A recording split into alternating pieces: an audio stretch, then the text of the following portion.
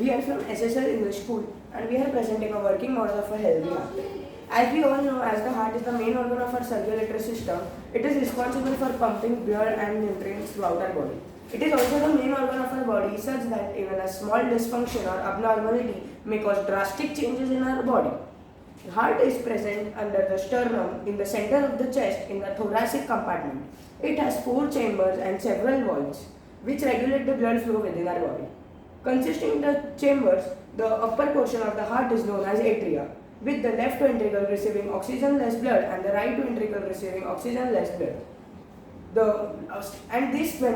These atriums are separated by two chambers are known as atrioventricular chambers, and these are also comprised of two valves known as tricuspid valves on the right and mitral valves on the left. Similarly, like the atrium, there are ventricles on the lower portion of the heart. This is right ventricle and left ventricle. The right ventricle consisting of oxygen-rich blood, pumping oxygen-less blood to the lungs from the heart, and left ventricle pumping oxygen-rich blood to the heart from the other parts of our body. These are also separated by chambers known as semilunar valves, which consist of two valves known as pulmonary valves and aortic valves. The heart has three valves on its layer. The outermost layer is known as epicardium, the middle layer is known as myocardium, the innermost layer is known as endocardium. Myocardium is the thick layer because it is made up of cardiac muscle tissues. It works involuntarily and it results in the blood flow in our body. Similarly, like these chambers, there are blood vessels known as veins and arteries. Veins and arteries. These are the pulmonary veins and these are the pulmonary arteries. And this is aorta. Pulmonary veins were to carry oxygen-less blood from lungs to the heart, and pulmonary arteries were to carry oxygen-rich blood from heart to the other parts of our body. Aorta is the main artery that carry oxygen-rich blood from our heart to the other parts of our body. Pulmonary veins were to carry blood vessels. Pulmonary veins are the blood vessels that carry oxygen-rich blood from lungs to our heart. So as my friend said about the structure of the heart, I would like to add a brief description on how the heart functions. The heart's role is vital as its normal operation of delivering blood circulation and transportation of nutrients in all parts of our body is constantly required. The heart is the most important organ in our circulatory system. The deoxygenated blood enters into the heart to the right atrium to the veins. The right atrium contracts and pushes the blood. As you can see, the right atrium is contracting, and it pushes the blood into the right ventricle. Like this. As you can see, with the help of tricuspid valve. These valves don't let blood flow in the reverse order. So once it has reached the right ventricle, the right ventricle will also contract. As you can see here.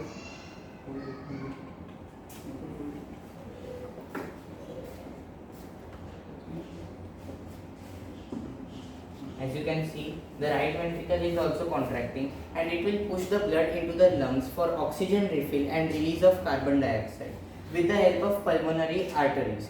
So once this process has been done, and the oxygenated blood will enter into the left atrium through the pulmonary veins.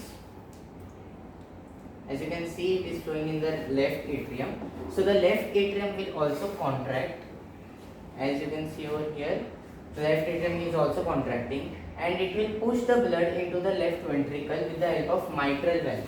The valves will not let blood flow in reverse order, as I told you earlier.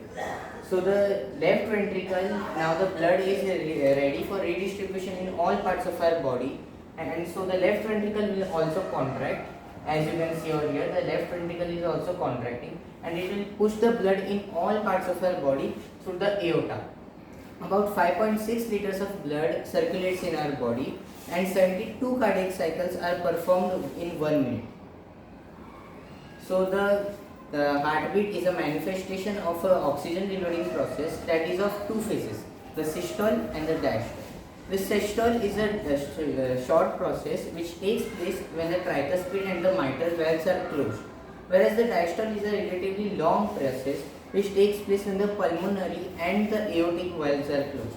The systole-diastole relationship is the reference in measuring blood pressure. Other ways of physically determining the blood pressure is by measuring the pulse rates or the beats per minute.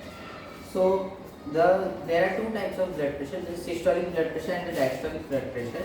So in the systolic blood pressure, which is the first number that we measured, indicates how much pressure your blood is exerting on the walls of our arteries when the heart is beating. Whereas the diastolic indicates how much pressure the blood is exerting against the walls of our arteries when the heart is resting between the beats. An adult's normal heartbeat is blood pressure is somewhere around 120 upon 80. So this is how the heart looks and functions like. So I think it is also very important to know how to keep our heart healthy. As my friend talked about blood pressure, the blood pressure can cause diseases like it is a high blood pressure may cause risk of plaque building up in our arteries. Plaque building up in our arteries. Eventually, when the plaque builds up in arteries, it limits the blood flow in our body. And when it becomes more significant, when there is a risk of heart failure, when the plaque develops in our coronary arteries. We will talk about some more diseases like cardiomyopathy. Cardiomyopathy is a disease when our myocardium thickens due to the thickening of cardiac muscle fibers, and there is a reduction in flowing of oxygenated blood in our body. And another disease is congenital heart disease. It is a heart disease which is in the baby during the birth. When there is a hole in a septum of the heart of the baby, when its body and heart is developing in the womb of the mother. Another disease is arrhythmia. It is an atypical contraction and relaxation of heart. It is that our heart is not functioning properly. So I would like to add some more diseases which are the acute coronary syndromes and the angina. So in acute coronary syndromes, there is lack of blood circulation in our body due to cholesterol stuck up in our arteries and veins. Whereas angina is chest pain due to lack of blood circulation. So acute coronary syndromes and angina are quite related to each other, because in acute coronary syndromes there is less blood circulation, and because of less blood circulation chest pain is there. So if you are experiencing through acute coronary syndrome, there is a high possibility of going through angina too. So the most common factors for these diseases nowadays are unhealthy food, obesity, sedentary lifestyle. These all three are connected to each other. When we eat junk food or unhealthy food outside on the streets, our weight increases and we get obese. When we get obese, our lifestyle becomes sedentary. Sedentary lifestyle means we do not work, there is no exertion in our body. For example, a man goes to office by a car, sits there, eats there, works there, and at night again comes by car to home and he says that I am tired and goes to bed. So there is no exercise in his body and no exertion in his body. So as he said that people are moving from a healthy lifestyle to sedentary lifestyle, wherein people are consuming a lot of alcohol, smoking a lot of cigarettes and consuming a lot of tobacco.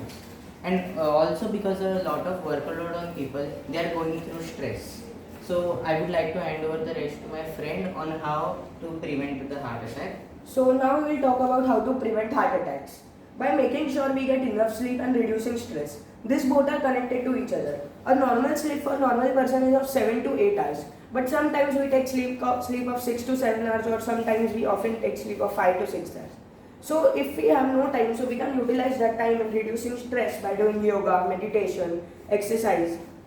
Also, we should be choosing good nutrition, being physically active every day and aiming for a healthy weight. Choosing good nutrition means to eat limited junk food like pizzas, pastas and etc.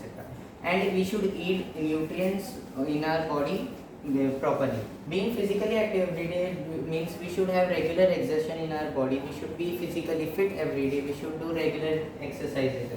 If we follow both of these factors, we will also be successful in aiming for a healthy weight. And as he said that we should be reducing stress and making sure we get enough sleep. All of these factors, if we follow all of them accordingly, we will be successful in stopping smoking, in stopping alcohol consumption, and also will be successful in managing diabetes. So now we will show a demonstration of how petroleum products are working. So as you can see, this is the omega-3 fatty acid, artificial one, which we get in the market and is prescribed by the doctor. And this is the omega-3 fatty acid, which is naturally made of fish oil. So we'll now pour some of it on the thermocol. and then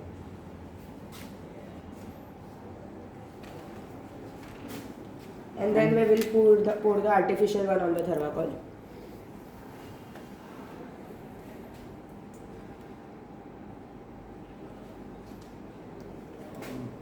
This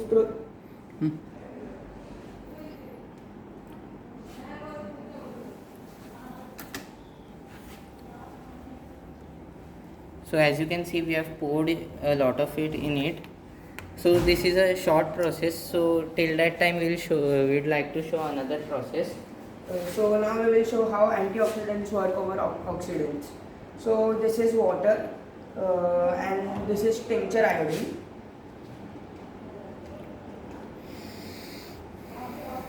We will pour some tincture iodine in it.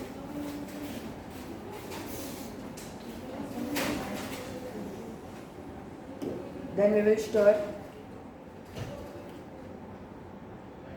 And this is vitamin C, original one. This is not a vitamin C which doctor prescribers and vitamin C tablet consist. This is the original powder form. We will add some in this. We will add and full and again stir this.